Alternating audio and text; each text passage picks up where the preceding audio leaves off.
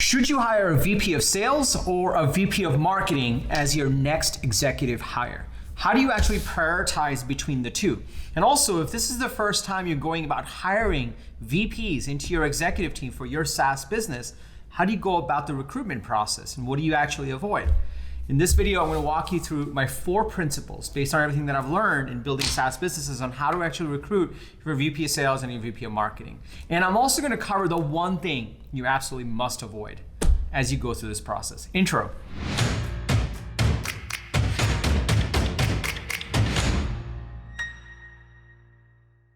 What's up, everybody? Welcome to Unstoppable. I'm TK. On this channel, I help SaaS founders like you navigate the path to the next stage of growth with an unstoppable strategy. On this channel, I bring an episode every Sunday, Wednesday, and Friday. So if you're new, be sure to hit the subscribe button and that bell icon so that you get notified whenever I drop an episode with the TK energy. Also, if you're already part of our community, if you're part of our unstoppable community of SaaS founders, welcome back. Really excited to have you. Now, before I jump into today's video, there's this one thing that's been coming up almost on every other Zoom call that I'm on with SaaS founders who are joining my go-to-market program. They keep asking me if this is a real thing or if it's a Zoom background. So just to kind of prove it, this is a real bag. It does move. It just hasn't moved because it's been COVID. I haven't been traveling. This is very real. It's where I live. It's Unstoppable headquarters. So once and for all, maybe we can put that to rest. Now, in this video, I'm gonna go into actually recruiting a VP of sales and a VP of marketing, knowing everything that I know from the Tout app journey and from the Marketo journey. In both cases, I was part of the recruitment process of actually recruiting high-level executive leaders. I'm gonna go into my 4 key principles. If you're excited to dig in, go ahead and smash that like button and let's go into principle number 1. So principle number 1 is, do you hire your VP of sales first or do you hire your VP of marketing first? I guess this is number 0. I have 3 more after this. Now, it entirely depends on your sales model, all right? So if you happen to have a talk to sales button on your homepage, then you should probably hire your VP of sales first. If you have a start free trial button, then chances are you are more of a marketing driven organization. You should start with your VP of marketing first. This is the broad rule that I coach with, that I advise SaaS founders on. And this is kind of what I followed. For us, we were very sales driven. So we were obsessed with getting in the right VP of sales. And we actually never got around to hiring a VP of marketing. I was kind of the de facto VP of marketing, even though we had a mini brand and everything. I think it was the sacred cow that I didn't want to let go of over a Tout app. So that's how I would follow. Now, if you're trying to figure out which button you should have, I did an entire video talking about how to pick between these 2 very different sales and marketing motions. So you can check that out here. I'll also link to it below. You don't have to go to it now. I'll link to it below so you can check it out after this video. So once you've prioritized which VP you need to hire first, and I recommend prioritizing one of these, don't try to do both. It's just not a good idea. It's a full-time job to actually recruit VPs. The next thing you really want to think through is, do you hire an up-and-comer, a stretch VP, if you will, or a hotshot? The up-and-comer, the stretch VP, is someone that maybe has not had the VP role yet. Maybe they're like a director or a senior director in a much larger organization, and you're gonna go to them and say, hey, look, I'll make you VP. It's part of a smaller org, but you get to run the show, you get to stretch your career, and there's upside with equity. That's kind of the pitch you give to them. The alternative is to actually go after a hotshot. The hotshot is a VP that's been there, done that, already demonstrated success, and it's kind of like the golden child. It's like if you're hiring a CMO, you want to go hire a DG who's at Privy now, who was at Drift before. He's the hotshot, and everyone wants him because he's one of the best of the best. And so actually going after him, he would be the hotshot. He's proven his track record, he's done the job, and if you can get him, then it's like a coup. It's like, oh my God, he's going to move mountains for us, right? So you'll have to decide which direction you want to go.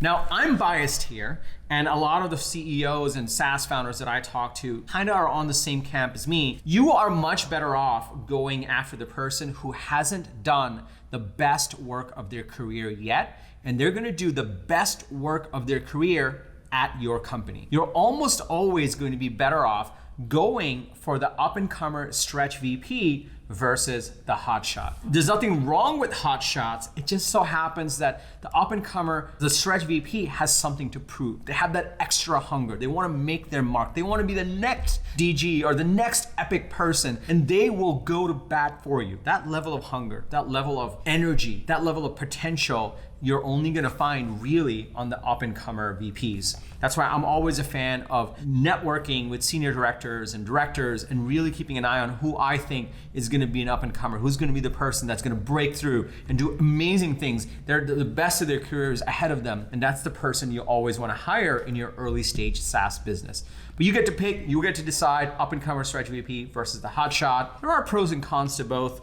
Obviously, there's much more risk with the up-and-comer. They may look like an up-and-comer and then could fizzle out, or they could do amazing, and the hotshot could do amazing things for you, or they might just be out of gas. They have done their best work and the best work is behind them. So you'll have to decide on who that person is and what their capabilities are.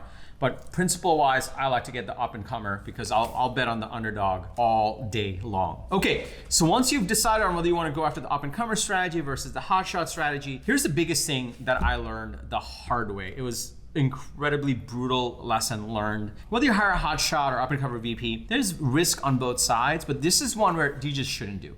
And I did this and it hurt me big time. I don't think we really truly recovered from that. And the principle that I follow for this, number 2, is don't hire someone too rich.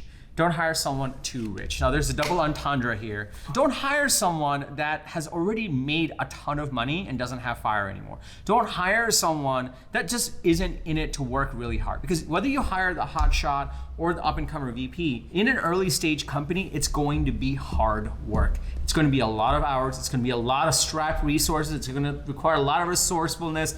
It's going to require a lot.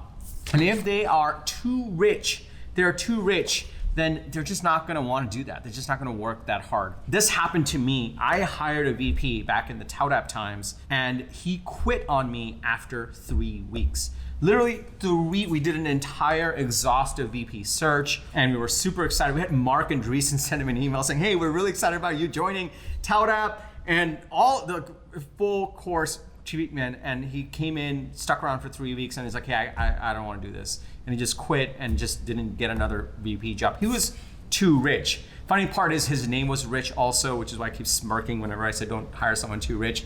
But that's the point. It's not the point isn't who he is. The point is don't hire someone who just doesn't need to work anymore, isn't willing to work hard anymore, isn't in it to win it anymore. It's just not worth it. So watch out for that. That's the one thing you want to avoid when you're going after people that you're trying to bring into an early stage startup. It's a lot of work. So a lot of people that are used to corporate America may not be able to cut. A lot of people that have already made their money may not want to do it. And so you really want to suss that out, whether they have the work ethic required that's needed for an early stage startup. Okay, so before I go to the final one, number 3, which is really number 4, let me pause here for a second. If you can start to see how applying some of these principles will already help you increase the chances of hiring the right person and also accelerating the growth of your startup, let me just get a yes in the comments below. Also smash that like button for the YouTube algorithm if you haven't done so already. Also, I have a 5-point startup growth strategy guide. So you're likely watching this video because you're looking to grow your SaaS business.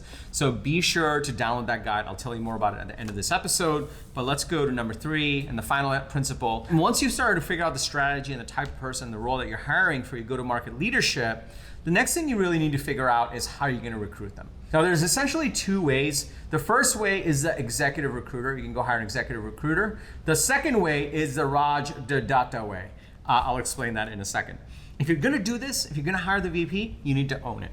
Don't casually look for a VP. Don't hope you'll find the VP. You either are gonna hire a VP or not. Own it like a job. Recruitment is a full contact sport. You have to own it. And with VPs, you can't just put it on Indeed.com and say, we're hiring a VP and great candidates are gonna apply. That's just not how it's done. It's a full contact sport. That's what it is. And so there's really 2 ways. The first is you hire an executive recruiter. An executive recruiter costs roughly from 75 to 100K plus equity. And you say, look, and they'll work with you to figure out exactly the profile you're looking for. And then they'll have a cast of characters they'll have you meet in rapid style. It's almost like hiring a matchmaker for getting married. I don't know if the Indian matchmaking reference will work here, but that's kind of what it is.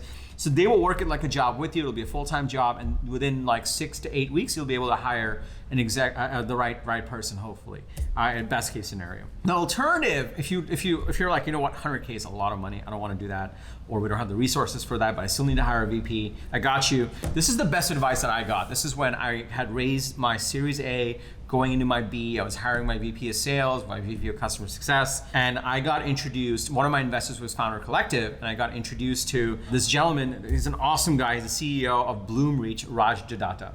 And he gave me some advice that stuck with me forever. What he said was like, hey man, like if you really want to hire a great VP, you don't want to mess around with executive recruiters. Nothing wrong with executive recruiters, like they're great. If you don't want to do that, he gave me an alternative strategy that like stuck with me forever.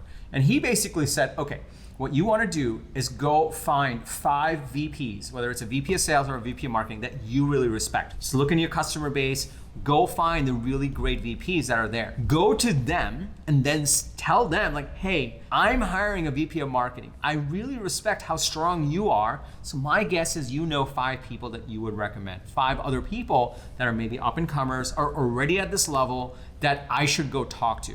Can you give me names? Can you introduce me? And do that with 5 of your customers or 5 other VPs that you know and respect. And maybe you can't recruit. You do that, and then you will essentially end up with 25 intros or lists of people that are highly recommended by people that you respect. And that is a great way to start your search around your VP.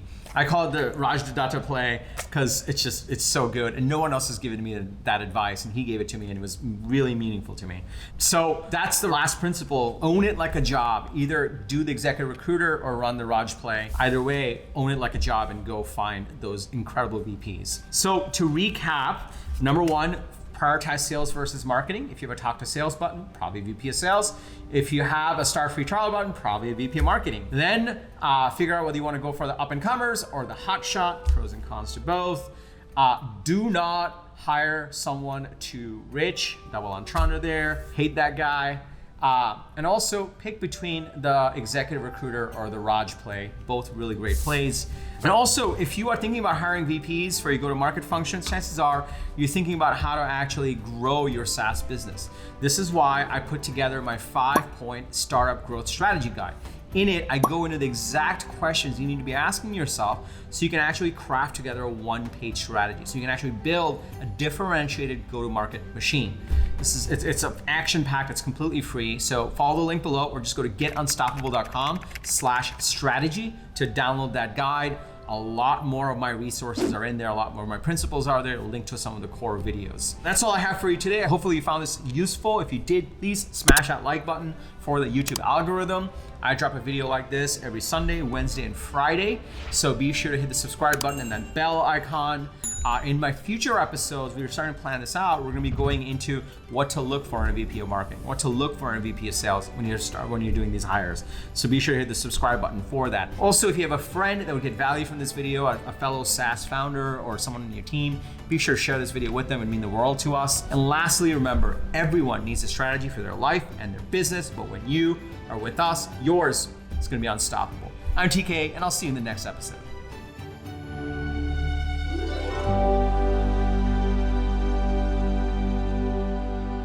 The executive recruiter way, this is really, look, okay, let me pause here. Like,